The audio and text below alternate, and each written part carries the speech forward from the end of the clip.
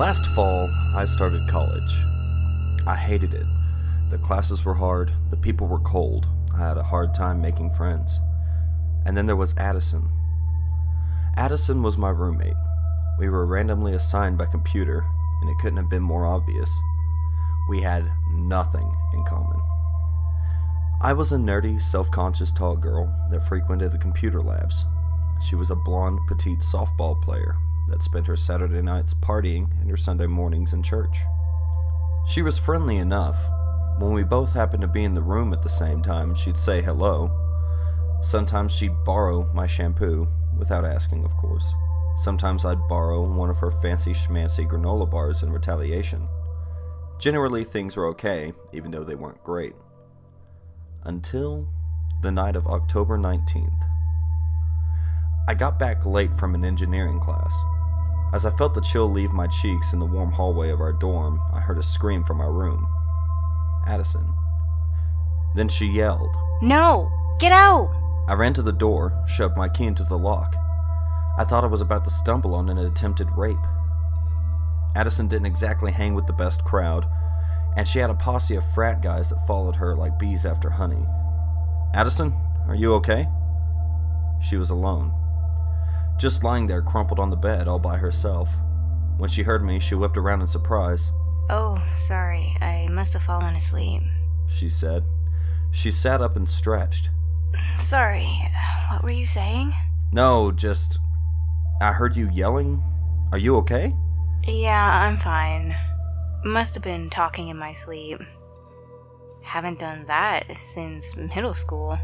She let out a little giggle. Sleeping. My eyes fell on the bed where her phone lay. It was mid-call with someone. I could see the little phone icon on the screen, see the numbers timing the length of the call. "Were you on the phone with someone?" "No, I was asleep." I stared at her. Okay. I decided not to press it. Maybe it's just a fight with a hometown boyfriend or something. Or her parents. But then why did she say get out? No one was in the room with her. The next week went by without anything too exciting. My classes got a bit harder, and I spent more and more time over at engineering school. Every night, by the time I got back to the dorm, Addison was already asleep. I could hear her light snores coming from across the room, see her cross necklace dangling from the jewelry hook on her dresser. On Friday night, I got home a little earlier than usual. I didn't have a problem set due until Tuesday, so I figured I'd relax a bit. As I walked down the hallway, it was dead silent.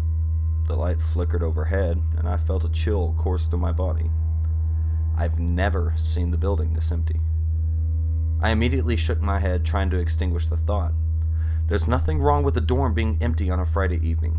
People go into town, hang out with their friends, some even take trains into the city for the weekend. The light flickered again. And besides, there probably are people here, they're just sleeping or on the computer or something. My footsteps softly thumped across the carpet. The gold 21 screwed to our door came into view. I pulled out my keys with a jingle and put them into the lock. I twisted the doorknob. The room was dark. Addison out partying as usual, I thought to myself with an eye roll. I set my backpack down against the dresser, unhooked my bra, and climbed into bed. I pulled out my phone, scrolled through Reddit, sent off a text to my mom. The silence remained. The minutes ticked by, and I realized I hadn't heard a single sound in almost 20 minutes. My heart began to pound. A prickly, uncomfortable sensation crept up to my arms, up to my neck. Something is wrong. Something is very, very wrong. I looked up from the phone. The dim glow of the screen lit up the room in a soft glow. The shadows were black and blurred, but as my eyes adjusted to the dark, they came into view. There was something on Addison's bed. Something long, stretching up to the ceiling.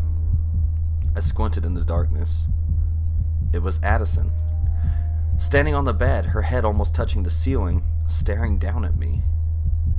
I yelped and jumped back. "Addison, what are you doing up there?" I shrieked. "You nearly gave me a heart attack." She opened her mouth. It seemed to stretch wider than ever before, in a sunken O shape that was blacker than the shadows around her. "I already got the others." I ran out of the room, down the hallway. I could hear the thump, thump, thump of footsteps pounding behind me. I raced down the stairs, the lights flickered. I swung open the door, then I collapsed, gasping in the cold, crisp air.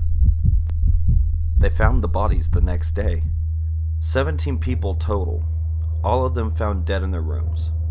Cause of death? Asphyxiation, even though none of them were hanging from ropes or showed any signs of being strangled. Addison herself was found dead in our dorm room, splayed out across her bed, the cross hanging from her neck, upside down. Thank you so much for watching and listening. I'd like to take a moment to give a shout out to my friend Zombiecorn, who aided me with the female parts in this story. You can check out her channel in the end card afterwards. I will see you guys in the next one.